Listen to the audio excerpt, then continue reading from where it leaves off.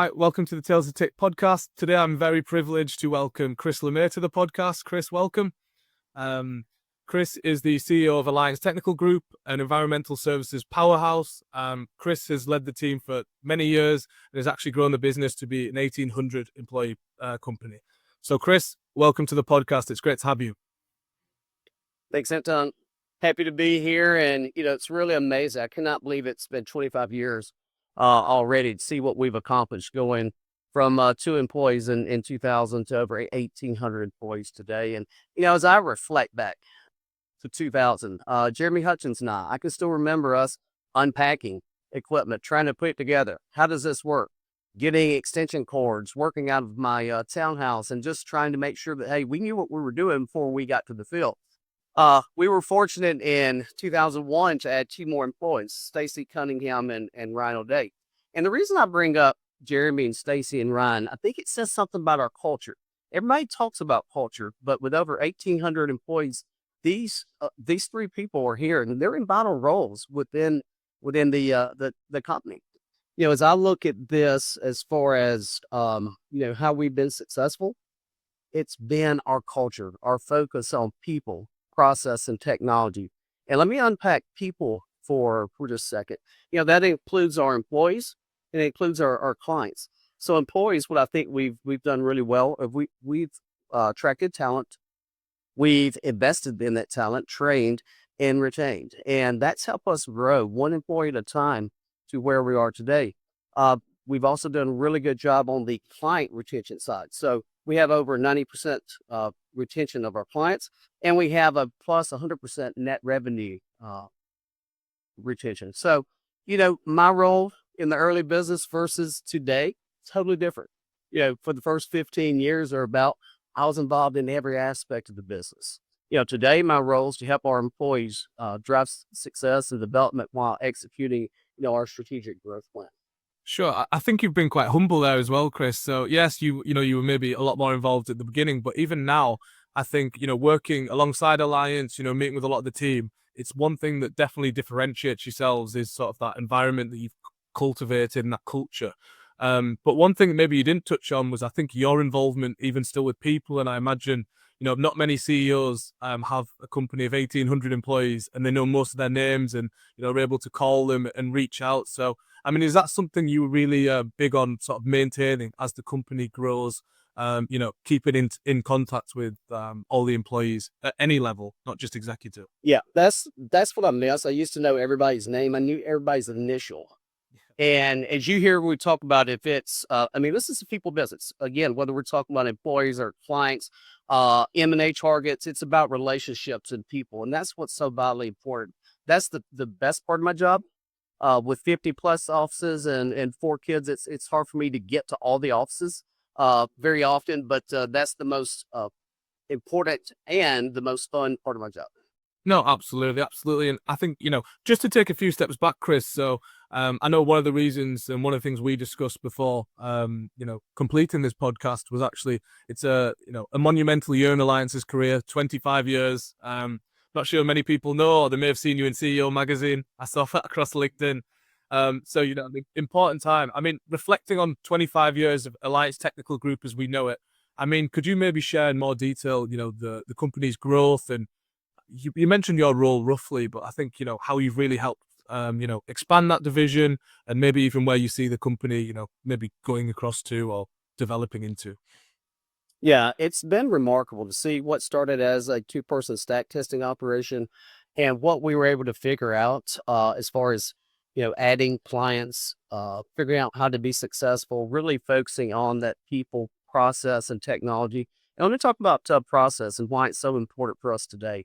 The value in using a scale environmental platform like Alliance for our clients is about getting consistency no matter where the project or the work occurs. And, having processes, defining those processes, capturing those, determining, hey, what is going to be the most efficient way and best way to generate accurate results has been key in our growth. And I also say on technology looks totally different today. But if you were to go back to the early years, we've been a firm believer of how can we automate, how can we go back 20, 25 years, Excel. We were the first stack testing company to actually utilize Excel, put it on, take laptops to the field and conduct testing. Before that, the technology was a calculator, so the bar was really low. Yeah, it certainly was. So, yeah, I mean, you've certainly shaped, I mean, amongst those 25 years, I mean, Excel maybe being one, but I mean, what were some maybe key milestones or achievements that, you saw across the way and that you think, really shaped the company to where they are? Yeah, so I think back to a conversation I had in 2002 with Scott Williams, who is our former chief revenue officer. He and I were on the plane headed to Dallas. We had a big meeting with a corporate contact, and that corporate contact, there was a new regulation that was going to drive a lot of stack testing in the secondary aluminum industry, and we need the work, we need to grow. And Scott leaned over, and said to me on the way, "Can you imagine us ever hitting $1 million in revenue?" I'd like to report out that that meeting was a success. We did not get all the facilities, but we did get 3 of the major ones in 2003, and then we ended up getting the entire corporate fleet. But we hit $1 million of revenue in 2003. We kept growing using that same model. Hit $2 million in 2006, $3 million in 2009. And the reason, these stand out. These were very important milestones to us. As we look at the company today, we're achieving our growth plan to 500 million plus. But those are real key defining moments in our history. I'd say the next is 2008 when we greenfielded an office in Little Rock to give us 2 offices. Brian O'Day, who's our SVP in charge of our stack testing today, left Decatur and went out and started that office. And we used a model of actually taking a couple of people, hiring local, and then growing that business. And we did it the same way. It was adding an employee, adding a client, retaining the employee, retaining the client. We used a similar model for our 2 greenfields in 2013 in Pittsburgh and Tyler, Texas. I think a defining moment for the company that came in 2015 when we did our first acquisition. And unfortunately, that acquisition was without a M&A playbook. Which is very important in being successful. So, loosely said, we did not do a great job in diligence. We did not do a great job with integration. But what happened was we got market recognition. So when the press releases went out, the market started to find out about alliance source testing. And, that led to receiving inbound calls and emails from private equity companies. And, at first, our group, there were 5 of us, we were all young, said, "Hey, we don't need a partner." But, after the calls continued, we said, "Hey, let's sit down and have a conversation, at least see what this could be about." And that led to, in October of 2016, Align Capital Partners became our first financial sponsor. And what happened with that investment by Align, we started formalizing a plan to grow our stack testing services, both organically and through M&As. Same model that we do today. We also developed a plan to add adjacencies, but we wanted to make sure we built the commercial and business services teams to support those adjacent service lines. I'm happy to report out with that plan. In 2020, we entered the LDAR, or fugitive emission space. And then in 2021, we added our continuous emission monitoring systems service line. Now, 2021, we transitioned over to our current financial sponsor. That's Morgan Stanley Capital Partners. And it's really during this whole period that we have transformed the business. The business, what was our strategy? Continue expanding of our core service offerings, that is the environmental testing and monitoring, and expanding into other adjacencies to become the end-to-end environmental solutions partner to our clients. And we're delivering on that today. No, absolutely. I mean, it's interesting to listen to your story, Chris, see how Alliance, you had the smaller milestones in for $1 million, $2 million, whereas, today we're looking, how can Alliance get to a billion dollar company? I'll let you get, onto maybe growth plans in a second. I mean, how much of that success would you tailor down to maybe private equity backing and maybe, the assistance they've given you and how they've allowed you to, as you said, expand your service offerings from stack testing, source testing, to, CEMS, to even on the environmental lab side? How much has PE, I suppose, supported you and assisted in that growth? Oh, it's been huge. There's a lot of things that as a private company, just will invest in. And I think that's the biggest thing. And of the 35 acquisitions we've done, we've seen this by founders, founder owners, businesses every time. You get to a certain point and you can't grow because you can't do one of two things, let go, or you got to have access to capital. So I think the first thing that private equity does to make a business better is they force us to develop a growth strategy and, plan. And, with Morgan Stanley, I'll talk about that. We spent 4 to 6 months in 2021 just developing our value creation plan. And this is, developing our roadmap. What do we do well today? What do we want to do well in 5 years? How do we get that? Where are our gaps, or where are our investments needed? So it's very important to make sure when you're operating within PE that you know what that vision is. Now we've had to adapt, we've had to tweak that plan a couple of times, but the core plans is still in place. And I'd say the second thing is just access to capital for growth investments. We need, when you're in the testing business, you need new equipment and technology for our field teams to be successful and to continue expanding. But I'd say the bigger thing is the investments in people. If you look at the team that we have today and, our commercial function, how we've built out our sales and marketing, digital marketing, inside sales, our strategy group, IDS, IT, our commitment to our learning and development group, business intelligence, operations excellence, corporate development. These were intentional plays that, through having PE backing, we're able to do. And if we had not gone this route, we would not have been able to do.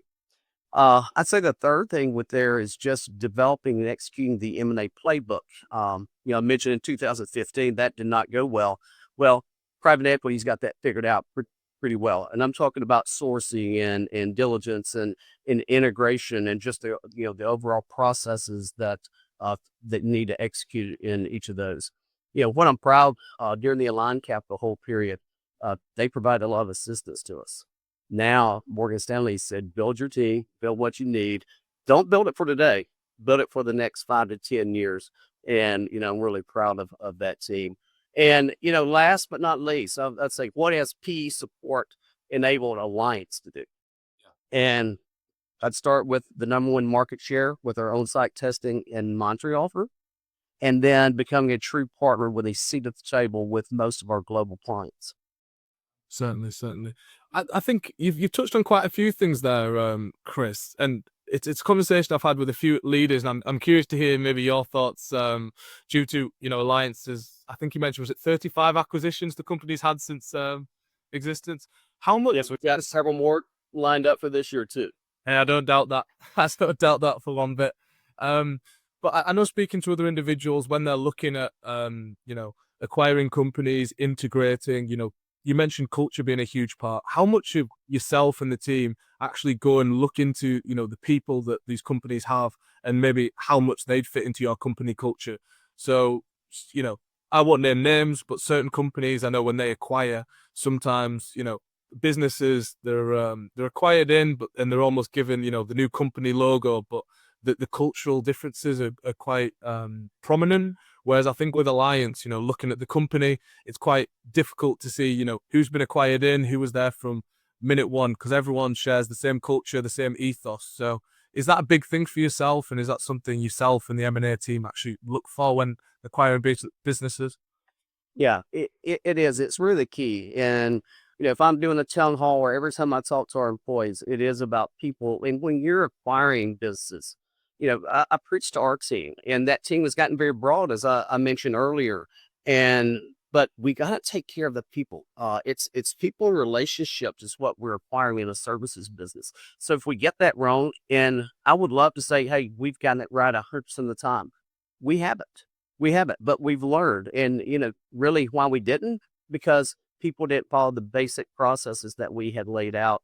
And, we've had to revise those processes to make sure that we're bringing things up to the executive team and letting us ask questions, and not only letting our deal team, be the boots on the ground, but it really is. And if you go back and onto our core values, I think, there have been several targets that from a fit standpoint, it was there, but it was not the right people fit.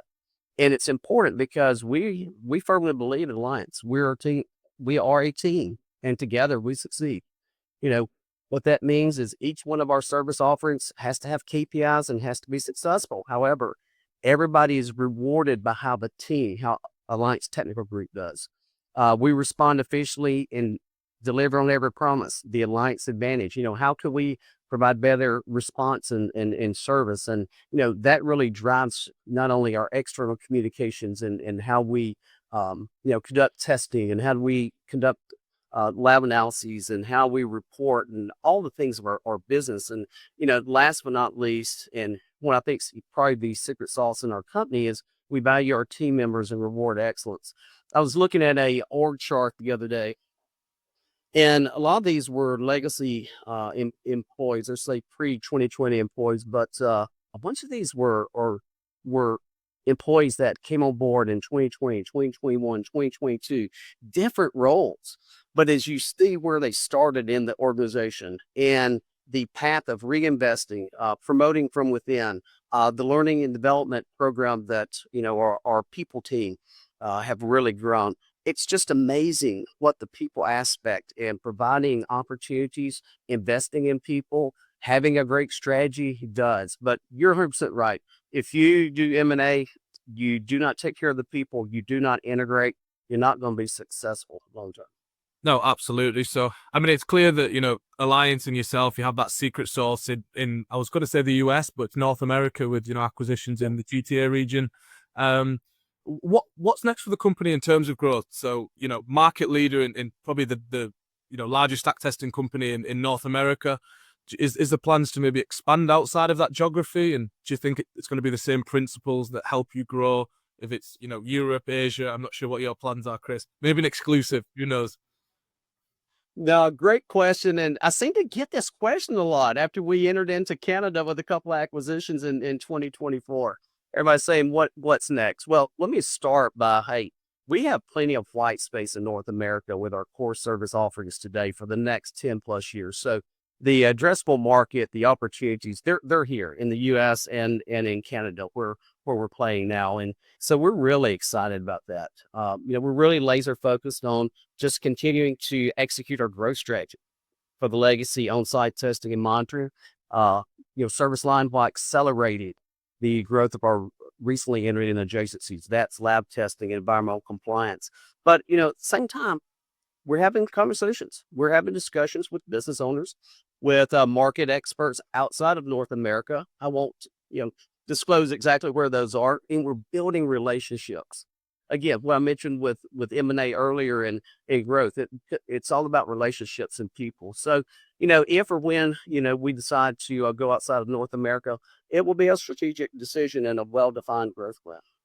No, perfect. I said, I think you're right. North people forget and maybe they get, caught up on moving global and expanding into Europe, etc. But North America is so vast. There's so many different opportunities, especially with, Alliance service offering, if that's expanding in the lab side or if it's through, CEMS, if it's through stack testing, whatever it may be. So that's a fair point. So yeah, 25 years of Alliance, Chris. I mean, what do you think the next 25 years holds? What's the short term? What's the long term? Anything you can share, I guess?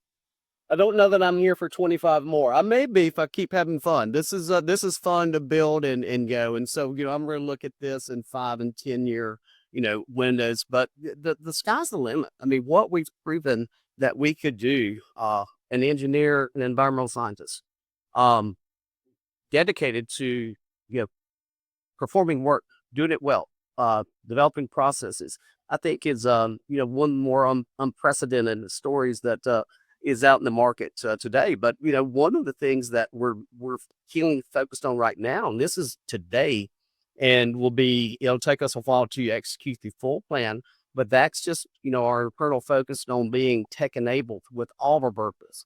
This includes automation, AI, Gen AI, software, integrated systems, and, all of these with, we're putting in to improve operations and make sure that our professionals do daily more accurate and efficient work. We've also got a suite of client-facing software offerings And the goal is to help our clients manage the complexity of rules and reporting on both fugitive emissions and ambient space, and also within source testing. So we're really excited about that. We're investing in newer technologies that are more efficient, sensors, lasers, and combining that with our field testing and software expertise. And, we're well positioned to provide unique solutions to our clients' challenges. And our clients' challenges today, they look a little different. It's about remote monitoring. It's about continuous data, where when we started in this business, it was about, generating a data point at a given time. That's changing. Lastly, we have drone pilots. If you go back 10 years, 25 years, never dreamed that we would have, drone pilots flying around OGI cameras and what have you. So there are going to be a lot of changes over the next 20, 25 years. And, biggest thing I think with us is knowing that we're investing heavily in our strategy team with third parties, and, the winning the internal and client facing technology war, if you will. I mean, the importance of that's high. And I think, whoever wins that's going to be highly differentiated in the next 2, 5, 10 years. No, I agree. And hopefully around, still with the business in 25 years, Chris, to see these through. Fingers crossed. I'll be around. I'll be around. I certainly want to see that. I mean, maybe some closing thoughts for us, Chris. And I'm gonna put you on the spot here, maybe throw you to the lions. What I've seen in the market, and I'm curious if you've seen the same, is there's been a lot of transition recently from people going from, industrial markets or maybe adjacent into the environmental services sector. I mean, for yourself, what have you seen? And maybe even what advice would you give if it's people from college looking to transition or early stages into the environmental sector, in terms of maybe what they can achieve, what opportunities there are, or maybe just even a reason why they actually should come into this sector and what it can offer to them? Yeah, it's a great question. So, when I came out as a chemical engineer, I had a choice. I could go be a process engineer in manufacturing or, in industry, or I could come into the services field. So, expect someone with hard work, with talent, can do very, very well on the environmental services side. Any service business. Now, you sometimes have to start lower. It looks a little different up front. But, I've proven that you can start and you can build, and, the sky's the limit. I love what we're doing. It's a focus on people. It's a focus on how do we do things better with process and technology. It's been a great. I would not, you could go back, 28, 29 years. I would not change anything, even though the first 3 to 5 years were kind of tough there. But I would encourage everybody, get out. If you enjoy people, if you enjoy learning, if you enjoy opportunities, the services side is where the fun's at. Yeah, well, I couldn't say it better myself. So, what great thoughts to finish on, Chris. So, thank you very much for sharing your insights today, and congratulations on 25 years with Alliance, or as Alliance. Looking forward to seeing how you progress. Filling in those white gaps in there, in the white space in North America. Hopefully seeing you elsewhere in the continents, maybe over where the team at Avetics are, who knows. And yeah, as I said, thank you very much for your time today. It's been a pleasure. Anytime. Thank you. Enjoyed being here.